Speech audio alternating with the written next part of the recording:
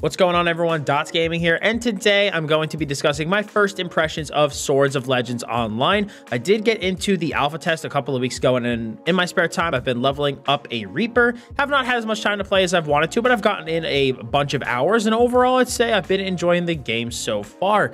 But, I still do want to discuss with you guys my overall first impressions from my few hours of gameplay, talk about the game in general, things I like, things I didn't like so far, and just, like I said, discuss my first impressions of the game. If you'd like to learn a little bit more about Solo, maybe before you dive into this video, I do have a video that covers what the game is kind of about, as well as some developer Q&A, so I'll link that in the description below. But also, this is going to be my first time doing a video of this kind of style, so I'm going to be, interested to see what you guys think about it, so be sure to let me know in those comments, and if you do end up liking the video, please be sure to smack a like on it.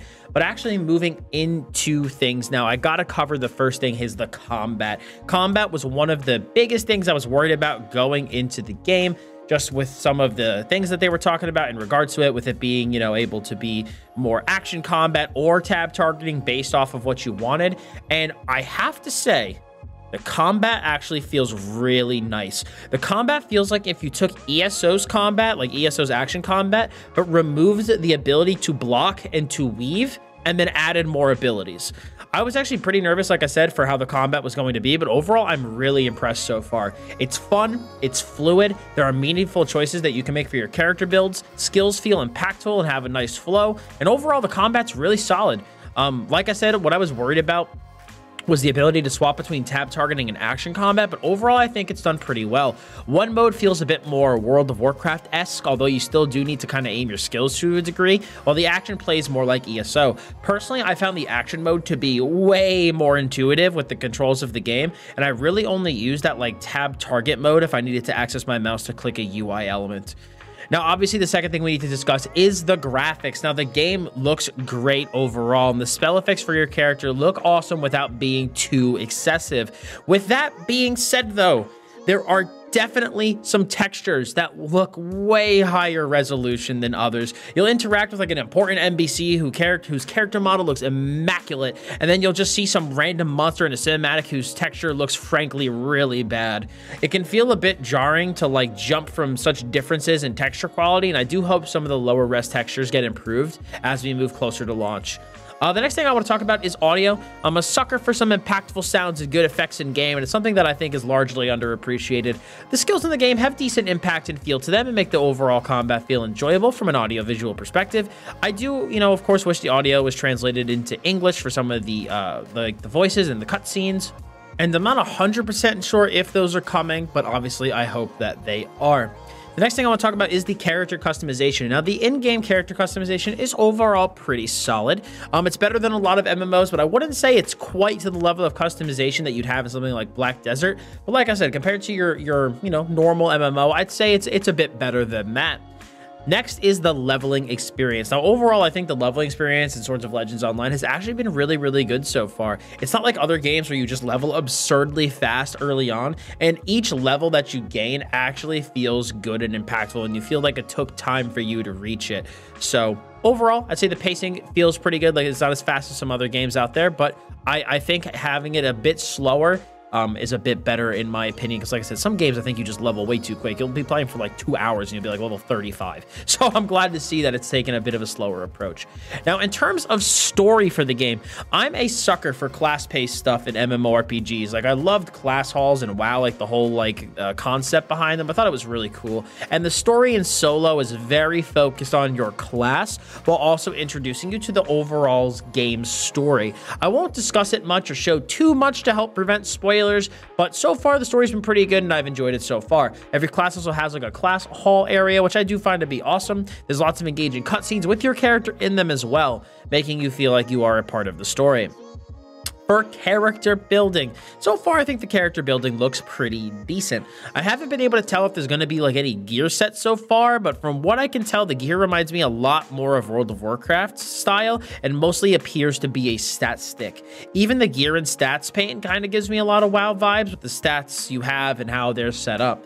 There are, however, morphs for skills as you level up called Astral Blessings that let you change how certain skills work and interact with each other, which let you really customize how your character plays. There also appears to be a second system called Glyphs that does a similar thing, but although I haven't really gotten a chance to dive into that all that much. Classes also have certain unique non-combat bonuses and abilities, like for example, the Reaper is able to fast travel to certain waypoints, the Spell Sword is able to place a cloud down that they can teleport back to within 30 minutes, just little non-combat perks I think that are cool to give the classes a little bit more flavor. There's also a system in the game called Astral Essence, and this looks kind of similar to champion points from ESO in a way, although from what I can tell, most of this is not really able to be used in PvP, but these things allow you to gain passive bonuses and perks for your character. It's a bit unclear to me if you'll be able to unlock all of these perks or only certain ones, but it's another way to customize your character and give it a bit of flavor and make it build your own. You're also able to save all of these things into presets, which should make it really easy to load and unload whatever you want to do to be able to change your build. In terms of finding other players, the game does have a guild finder and an LFG tool to help you find players for the content that you're looking for. It also does have like a novice and apprentice system. The game seems to have, it's like a sort of like mentorship program built into the game where you can search for mentors and apply to be their student, and you can also become a mentor yourself. And I actually find this to be a really interesting concept to help new players learn the game, and think it's an interesting way for people to meet each other outside of the guild ecosystem. The game also does have crafting professions such as forging, refinement, cooking, and more. Have not dove into the crafting of the game all that much yet, but there does appear to be quite a variety of professions at your disposal, and there's nothing that indicates that you're limited to the number of professions you can have. The game also does have a pet system that reminds me quite a lot of Black Desert, with pets having different levels and passive perks that are granted to the player while the pet is active. Also, you get a flying mount super early into the game, which I thought was big Pog. It made it so easy to be able to travel from point A to point B, and it was a really, really nice quality of life thing to have early on. Also, so far, the cash shop does not appear to have any pay to win in it. I did scroll through it, and so far, it does seem that Gameforge has stuck to that, so seeing them stick to the promise is a very good thing to see. I did not get a chance to get into housing. I do apologize for that. I know many people wanted to know about it, but I will not be covering it today.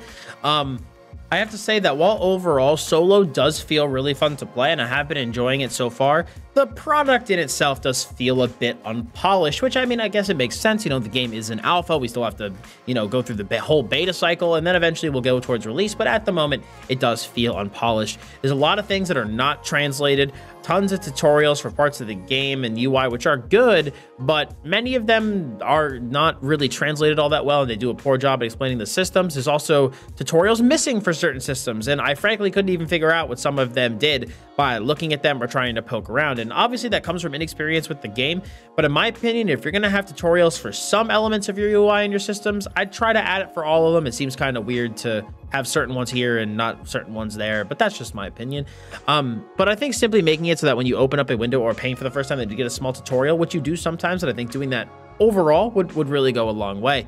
And like I did mention earlier, in terms of the polish, a lot of the textures look really good and some of them don't look nearly as good. So I hope that there's kind of like a more even look of the textures throughout the game. One of the biggest cons I have so far, though, which I do hope gets worked out as we get towards launch, is the tooltip translations. The tooltip translations are frankly really bad. It took me quite some time looking at a bunch of my Reaper's tooltips to actually figure out what they did, and I was only even able to put together once I actually what the skill did once I tested it and kind of experimented with it a little bit. This also applies to a bunch of the gear stats and tooltips as well, and they definitely need to work on the translations to these as we move towards beta and eventually towards launch. I also do think it's a little bit easy to lose track of where quests are on the map and what town they're in. I don't think that when you hover over a quest, the game does a good enough of a job really kind of showing you where it is. There's a couple times that I'd get a quest for an area and it would take me quite a while to like poke around my map and even figure out where I was supposed to go. Speaking of which, there's also no indicator for the main quest, and I think lost track of it during my time questing. I'm not sure. Like, I felt like I was on this like main quest for quite a long time. You know, I basically introduced me to the story through, you know, the introduction to the Reaper class hall. And then I did a couple of things, like a couple of like instance quests. And then all of a sudden I was left with nothing to do. And I didn't know who to talk to or where to go, or I just kind of felt a little lost. So I would recommend, if it was me, that they do some sort of different icon for the main quest compared to other quests. You know, again, maybe it's just something I'm missing, but I lost my quest and I had a lot of trouble finding it. I think I got back onto it, but even now I'm still not entirely sure. And then finally, the last thing I have, and one of my bigger cons as well, is the performance. The performance of the game is not that great so far. It feels very inconsistent. Some places it's pretty decent, and other places it's not great. And I have a very good PC, very, very solid. And even running the graphics on normal, which essentially, obviously, this game's a medium setting, my FPS was not as good as I expected it to be. And if my computer seems to be kind of struggling to handle certain areas of the game on medium setting, in my opinion, that means the hardware barrier to entry is going to be pretty high, or the game is just not simply properly optimized. And I'm not saying that I have the world's greatest computer around, but my computer's pretty solid. And if I'm kind of struggling, like I said, to handle certain combat situations on medium, I think other people are going to have some big problems. And so it's a pretty major con for me at the moment, and something that I really hope the game gets further optimized graphically as we get closer to launch, because right now I do not think that the FPS that the game has at the moment is all that great. But overall, I'd say my opinion on Swords of Legends Online is pretty solid so far. Game feels like it's got a really good shell, a really good skeleton to it in the alpha. I think they just need to kind of polish it up a little bit more in terms of, like I said, some of those textures, the game's performance, certain translations, especially on tooltips, and just obviously there are things in the game that aren't even translated at all. So I think those things do need to be translated. And I think if they kind of can put some of these polishing touches on the game, I think it's going to be able to do really, really well. Because so far, like I said, my first impressions are good. And I'm looking forward to see how Swords of Legends Online progresses towards beta and what improvements are made as we move into the next cycle of testing. But guys, I want to know what you think of the game from looking at my footage so far, or if even you've had a chance to pop into the alpha. Let me know in that comment section below what you think of Swords of Legends Online so far. And if you guys did like this video, like I said, I would appreciate if you left a like on it, and to keep up to date with Swords of Legends Online content, as well as other MMORPG content, I'd appreciate if you hit that sub button, as well as hit the bell to keep those notifications on. So thank you all so much for stopping by today. I do very much appreciate it. As always, I'm Dots Gaming, and I'll see you all in the next video.